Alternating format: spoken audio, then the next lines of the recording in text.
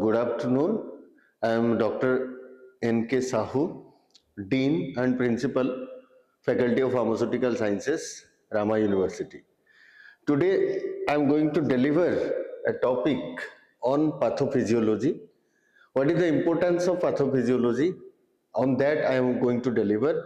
And in my context, I want to discuss about the objectives, mainly focusing on that is your what is pathology and what is pathophysiology, clinical pathology, and I want to discuss what is the significance of this subject, what is the need of this subject to study, ये subject क्यों जरूरी है. So coming to the next slide, in that I want to discuss about your pathology. Pathology क्या होता है basically? Pathology is derived from a Greek words, two Greek words, that is your pathos. It means the feeling or suffering, and logia means the study of, means why the people are suffering, why the particular person is feeling uneasiness. Disease का मतलब क्या होता है? Disease का मतलब ये होता है डिस इज, मतलब अगर कोई भी पर्सन जब they are not feeling easiness, then that is called your pathology, means disease conditions. And to know the disease conditions, why the disease has been happened, disease क्यों हुआ है, disease का main root cause क्या है, to know all these things, that is coming under your pathology, right? So pathology basically it's a branch of medical science primarily concerning the cause, origin and nature of disease. Cause, origin and nature of disease. Cause मतलब ये what are the different causes of the disease, then origin how it has been originated, मतलब disease कैसे originate हुआ, मतलब it is having any genetic means causes और any hereditary conditions are responsible for it, or any stress factors are responsible for it. So these are coming under your this pathology. So body tissue, blood and how we are going to diagnosis means उनके body में disease है ये हमें कैसे पता चलेगा, right? तो हमें क्या करना पड़ेगा, we have to go for the diagnosis, जिसे हम कहते हैं कि डायग्नोसिस. जब कोई patients they are not feeling well, they are going to the doctor usually speak about their health conditions. So provided that you need to have so and so reports, right? आपको ये body test करा लाओ, ये body checkup करा के लाओ, ये blood checkup करा के लाओ, ये रिपोर्ट सबमिट करो. So these are the things coming under your pathology. Okay, now clinical pathology. Pathology also it is having different branches. Like if I'll speak about clinical pathology, clinical biochemistry, clinical microbiology, so all these things, so one by one we'll see right now. What is clinical pathology? Clinical pathology का मतलब ये होता है कि clinical pathology is a medical specialty that is concerned with diagnosis of disease based on the laboratory analysis of bodily fluids such as blood, urine, as well as tissues, using tools of biochemistry, clinical microbiology, hematology, immunology, PCR techniques. So by using all these kind of techniques, when we are going to identify the disease, हम जब identify करने के लिए कोशिश करते हैं, that is coming under your clinical pathology. तो clinical pathology में हम लोग पेशेंट से क्या लेते हैं, उनसे blood samples लेते हैं, urine samples लेते हैं, smears लेते हैं, saliva लेते हैं, so different बायोलॉजिकल फ्लूइड्स हम लेके उसको टेस्ट कराते हैं बाय यूजिंग डिफरेंट टेक्निक्स. जैसे उसमें एक इंपॉर्टेंट एग्जांपल है आपके polymerase chain reactions, PCR technology. आपने सुना होगा जब कोरोना कोविड-19 के टाइम पे RTPCR techniques we used to follow. So that is nothing but your polymerase chain reactions. उसमें हमें पता चलता था कि हमारे बॉडी में क्या इन्फेक्शंस हुए, right? So that is coming under your clinical pathology. तो क्लिनिकल बायोकेमिस्ट्री क्या होता है? Clinical biochemistry that is chemical pathology. Clinical chemistry is the area of chemistry that is generally concerned with analysis of bodily fluids for diagnostic purpose. जब हम कोई diagnosis purpose के लिए body fluid use करते हैं, that is coming under your clinical biochemistry. जैसे हम लोग different body samples, body fluids हम लेते हैं. Let me tell you example, blood, urine, bodily fluid, various test भी हम कराते हैं. उसमें आरएफटी कराते हैं, जैसे कि रेनल फंक्शनल टेस्ट हम कराते हैं. एलएफटी कराते हैं, लीवर फंक्शनल टेस्ट हम कराते हैं. आरबीएस हम करते हैं, रैंडम ब्लड शुगर हम टेस्ट कराते हैं. एफबीएस हम करते हैं, that is fasting blood sugar हम चेक करते हैं. पीपीबीएस हम लोग कराते हैं, that is post prandial blood sugar test हम कराते हैं.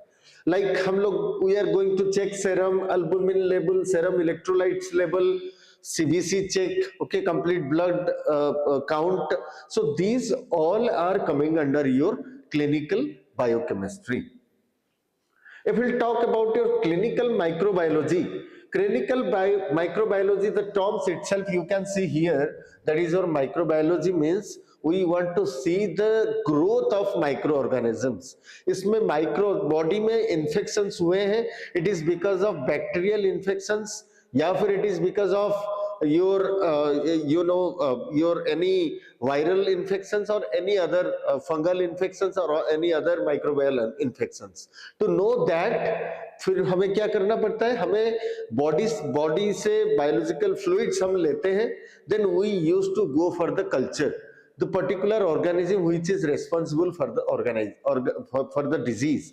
तो वो कल्चर डेवलप करके हम देखते हैं कि what kind of infection the particular patient is having, patients में क्या पर्टिकुलर इन्फेक्शंस हुए हैं, right. So that is coming under your clinical microbiology. तो उसमें हम लोग क्या क्या सैंपल्स हम लेते हैं, जैसे कि हम लोग यूरिन सैंपल्स लेते हैं, फेकल मैटर्स हम लेते हैं, स्वाब सैंपल्स लेते हैं. So these are the samples we use to take for clinical microbiology. And coming to discuss about your haematology. Haematology में हम लोग क्या करते हैं, it is nothing but the study of diseases which affect blood. ये haematology का मतलब क्या होता है, haematology is nothing but it's a study of diseases.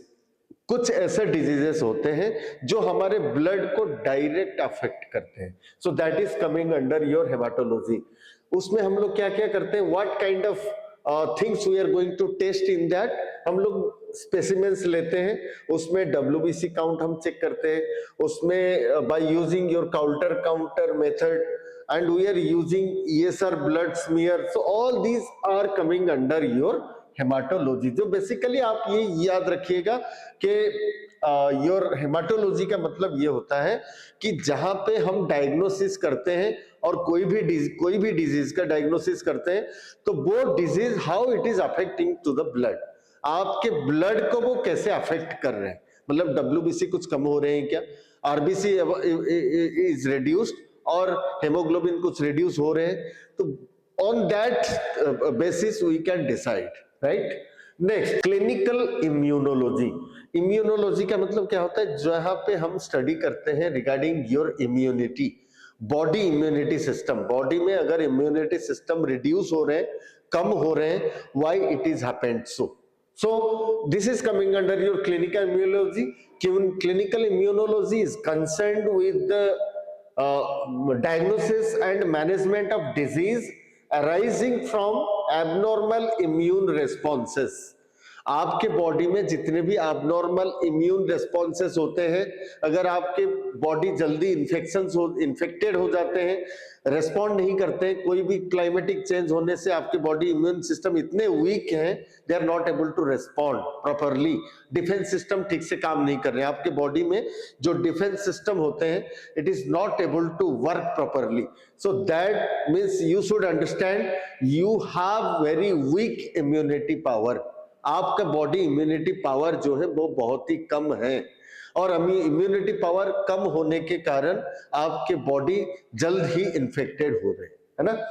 Now in both terms में आई मे से इम्यूनो डेफिशिएंसी, जैसे मैंने आपको कहा इम्यूनो डेफिशिएंसी, इम्यूनिटी जब डेफिशिएंट हो जाते हैं, राइट.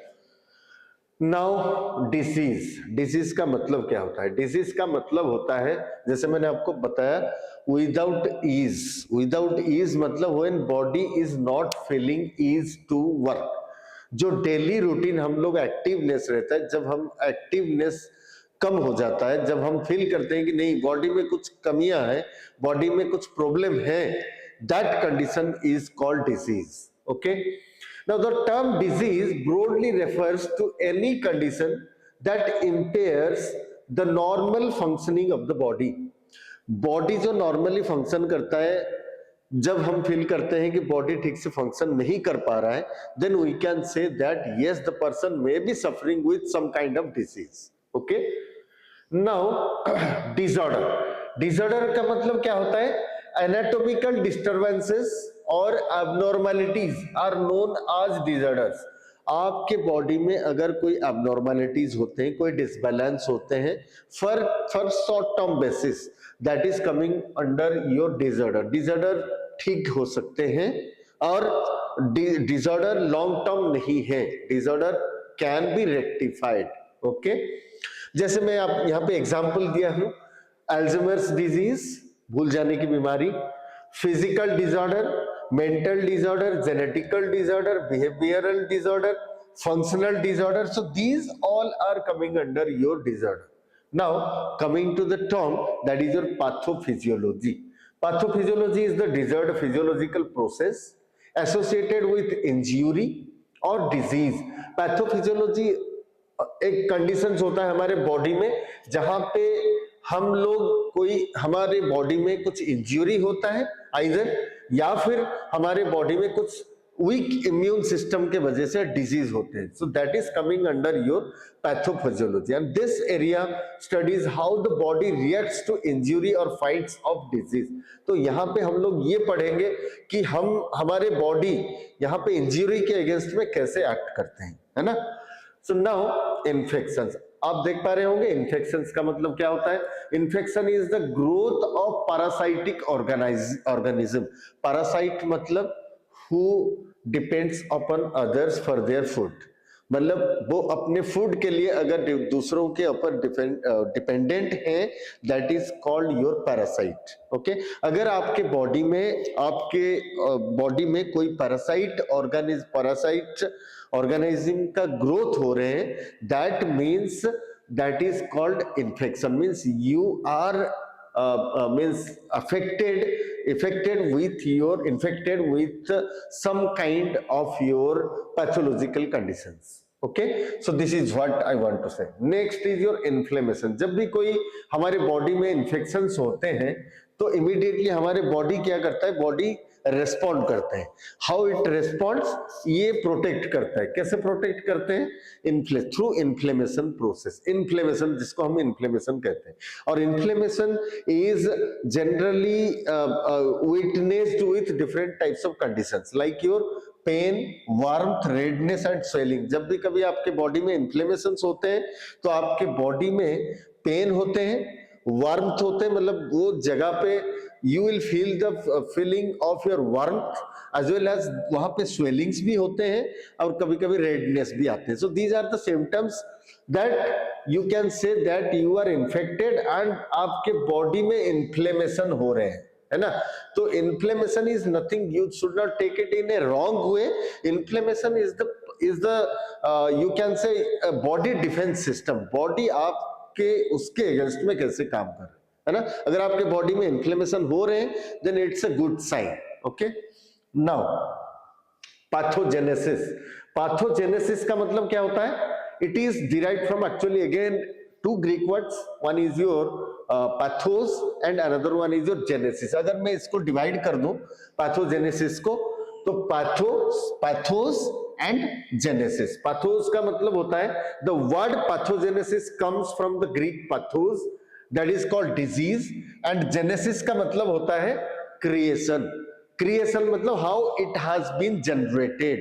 आपके बॉडी में वो डिजीज कैसे जनरेट हुए, how it has been created. so that is called your pathogenesis. कोई भी डिजीज हो, कोई भी डिजीज को जब आप ट्रीट करते हो, ट्रीट करने से पहले we have to know the exact pathogenesis.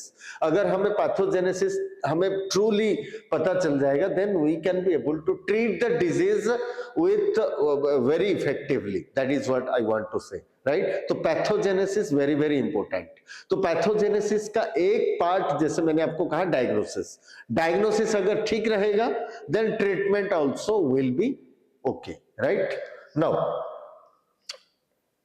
अगर आप देखोगे basic concepts of disease and its development, आपके बॉडी में जो कॉन्सेप्ट ऑफ डिजीज होता है, how it is developed also, अगर आप देखेंगे, infection by pathogen is influenced by several factors.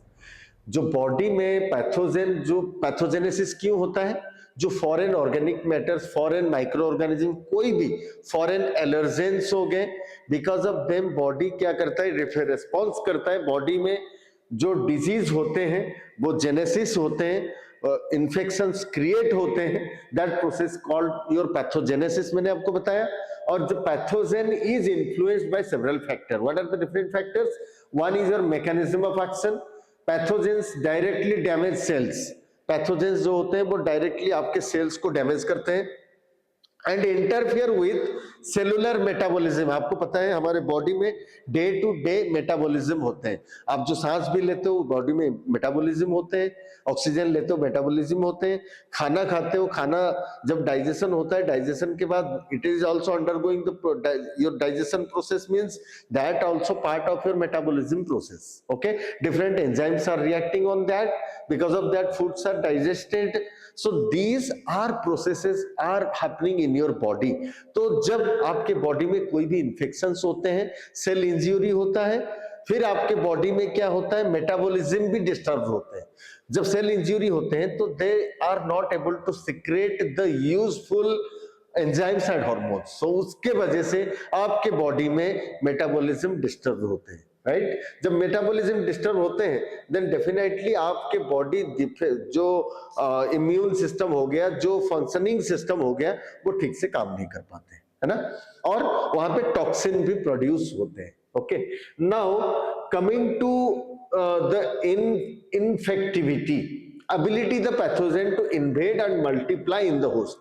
तो बॉडी में जब पैथोजेन एंटर कर जाते हैं, there is a chance that वो फिर ग्रोथ होते हैं, मल्टीप्लिकेशंस होते हैं। ग्रोथ होने के वजह से इन्फेक्शन आपके और भी बढ़ते हैं। So that is what in the next step it is happening, that is called infectivity. Next is your pathogenicity. Pathogenicity का मतलब क्या होता है?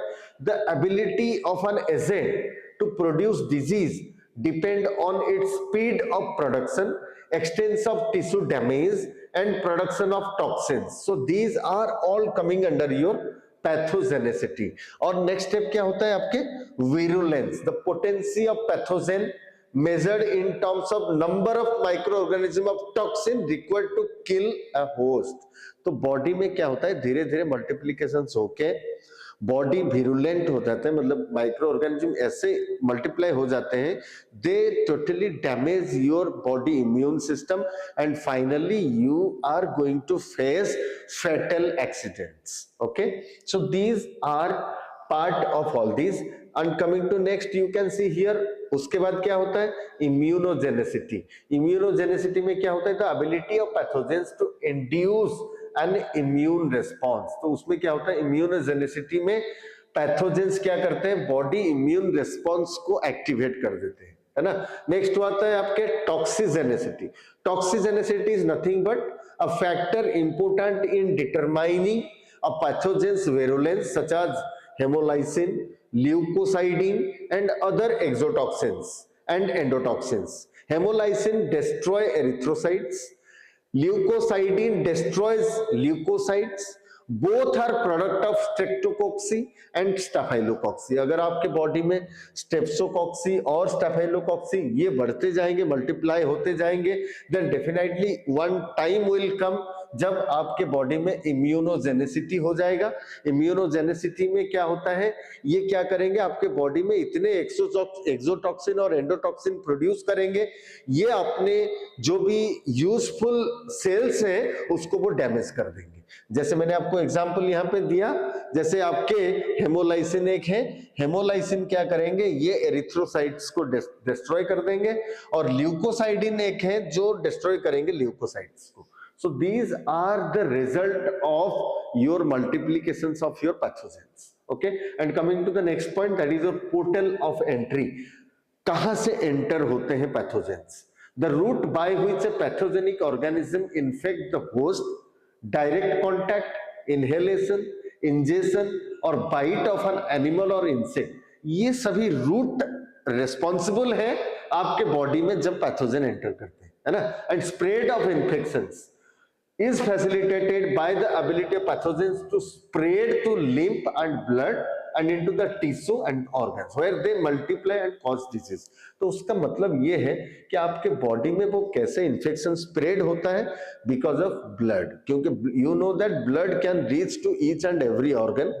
हर ऑर्गन के पास ब्लड पहुंचता है, ब्लड सप्लाई होता है, तो उसके वजह से ब्लड में अगर पैथोजेंस रहेंगे तो pathogens will reach to that particular organs and will damage. Okay, next is your natural history of disease that will discuss in your next lecture.